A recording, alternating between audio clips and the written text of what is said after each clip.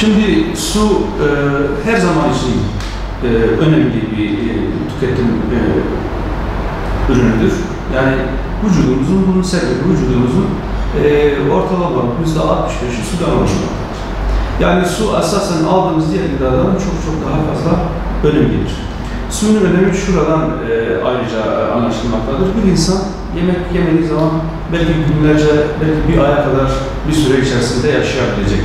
Ama suda 3 ve 4 gün gibi kısa bir süreyle sınırlıdır. Yani bir insan 3 gün su içmese, 3. olmadı 4. günde vefat eder. Yani o kadar ki önemli. Vücudun da %65'i olması vesilesiyle bu bakımdan da önemi hayızdır yani ortadadır zaten. Yani yaygın olarak bilinen su hayattır, işte su gibi aziz ol gibi kavramlar öteden beri boşuna söylenmediğini anlayabiliyoruz. Şimdi yaz aylarında özellikle sıcak zamanlarda, sıcak iklimlerde ve sıcak mevsimlerde suyun tüketiminin daha fazla olması gerekir. Çünkü vücudumuz normalde biraz daha fazla suyu tüketir. Yani dışarıya atar. Özellikle terlemeyle vesaireyle çok daha fazla bir şekilde vücudumuz suyu kaybettiği için nispeten biraz daha fazla su tüketimine dikkat etmek gerekiyor. Suyun vücudumuzda ne gibi faydaları var? Bundan da kısaca bahsetmek istiyorum. Öncelikle tüm sistem organlarımızı etkiliyor. Yani malum anlattım, %65 falan ortalama olarak orta kiloda, orta boyda bir insanın sudan oluşmaktadır.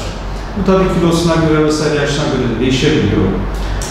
Suyun başlıca öncelikle mental kapasiteler üzerinde çok önemli etkisi var. Yeterli su alınmadığı zaman mental olarak insanın küntleşmesi meydana geliyor. Yani algılama kapasitesi düşüyor. Bilinç düzeyinde bazı karmaşalar meydana geliyor.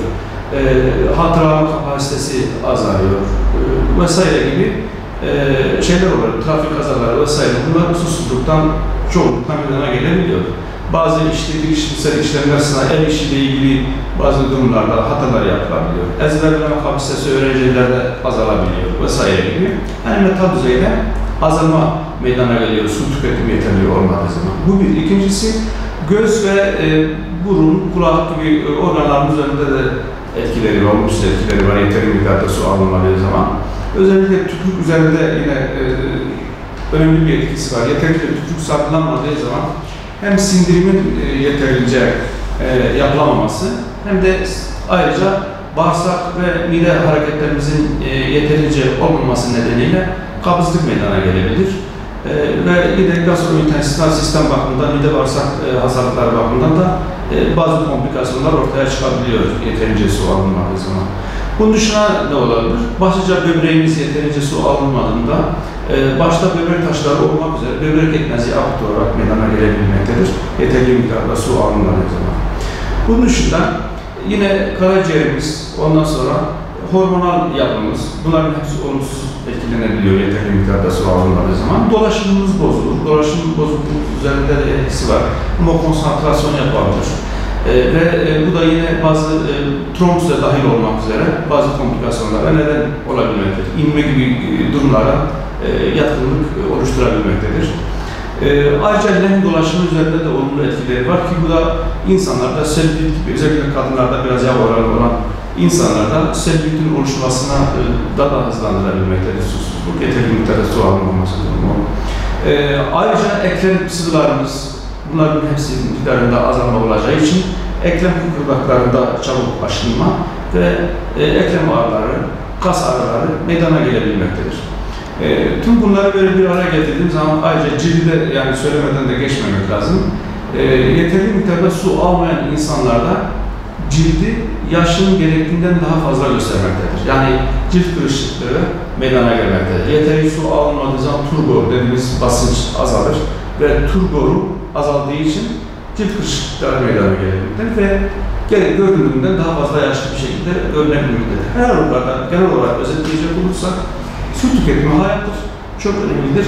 İnsanın sadece biyolojik yaşamı için değil, aynı zamanda sıhhatli bir şekilde ve görsel olarak da güzel görünebilmesi için yeterli miktarda suyu alması gerekiyor.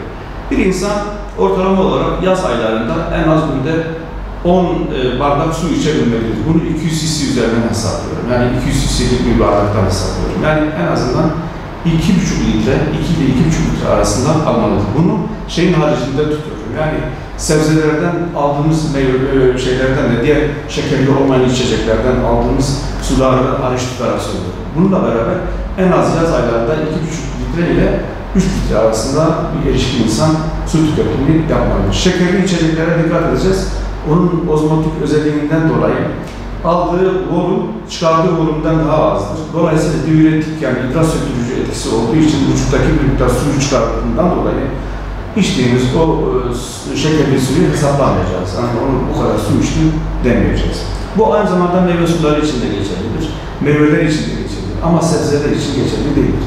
Sebzeleri yiyebiliriz istediğiniz kadar. Çünkü sebze içerikleri hazır şekerler ya da fruktoz içermediğinden dolayı çok faydalıdır ve aynı zamanda su oranımızın bir kısmını da karşılayabilmektedir. Şu şekilde yani aslında olumlu olarak alıyorsunuz fakat içindeki şekerden dolayı hem ozmotik özelliğinden dolayı suyu tam vücuda vermiyor hem de diüretik etkisi yani idrar söktürücü etkisinden dolayı bir miktar idrar miktarını arttırdığından dolayı çok fazla pozitif bir etkisi olur.